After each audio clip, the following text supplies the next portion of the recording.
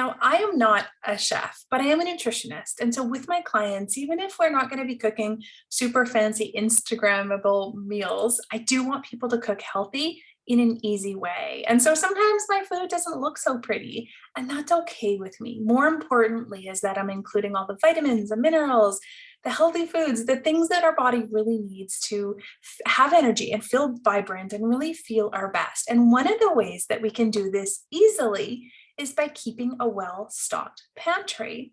When we have a well-stocked pantry, it means that we don't necessarily order pizza on the regular because we have food at home. It's quick, it's easy, convenient when we keep it well stocked.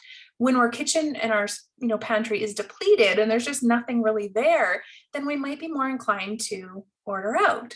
And so I want to give you a couple tips today as to what you can include in your pantry that you can just have on hand, things that are quick, easy, and really healthy and nutritious. Now, some of these might mean that you need to cook up in advance. They might not be like microwave a pizza type thing, but these are things that you can maybe cook up on a Sunday and then actually keep it in the fridge to eat throughout the week.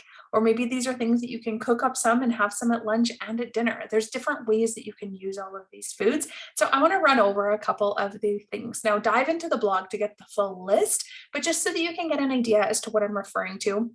One of the things is whole grains. So when we keep a bag of, say, like quinoa or oatmeal, then it's really easy to cook up. Now, I'll use quinoa in my chili. I'll use quinoa in some breakfast egg cups. I'll bake them in. I'll use quinoa in my lunch for salads. I like to cook up a batch of quinoa, scoop it out with some vegetables, olive oil and vinaigrette, add some spices, and it's absolutely delicious. So having some whole grains on hand are just so versatile. You can do a lot of different things with them. Same thing with the oatmeal for breakfast. You can cook up a lot of different meals with whole grains. Now, we always want to add fresh fruit or fresh vegetables to it, but having these in your pantry can just be really helpful. So these are just staple foods. I'm going to give you a whole list of some options over in the blog, so definitely click in there.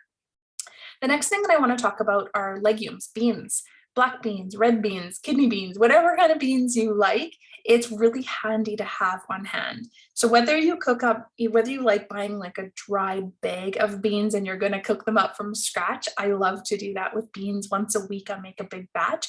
Or if you just want to have some canned beans on the side, there's another pantry staple that you can toss into all kinds of things. Now, similar examples, you can actually toss some beans into that quinoa salad and really, get a little bit more of a fun meal. And so these are really good staples to just have on hand. And they're rich sources of protein as well. So having some beans around is definitely helpful. The next one is things like nuts or seeds or, vegetable oils, or even like jars of tomatoes, sauces, condiments. Now we go into spices. Our spice rack is such an opportunity for us to make cooking more us, personalize it to our tastes without adding the extra, sugars or preservatives or things that come with packaged food. We can spice it up however you like. For example, rosemary is something that I like to just put in everything. I love rosemary so much. But maybe for you, you like cinnamon, or maybe you want to spice it up and add some chili flakes. It's an opportunity to really flavor meals up. So having a really nice selection in your spice cabinet is also super helpful.